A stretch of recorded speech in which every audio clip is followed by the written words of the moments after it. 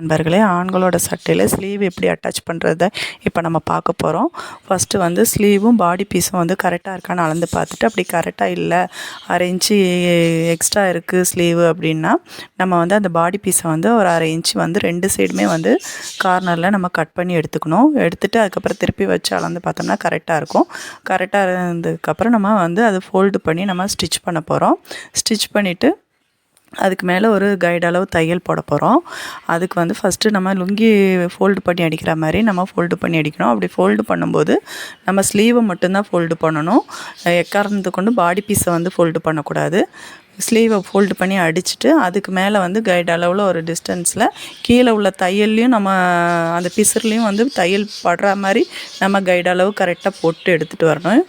அப்படி போட்டு எடுத்தோம்னா பார்க்க நீட்டாக இருக்கும். இது பிடிச்சிருந்தா லைக் பண்ணுங்கள், ஷேர் பண்ணுங்கள், சப்ஸ்கிரைப் பண்ணுங்கள். நன்றி நண்பர்களே.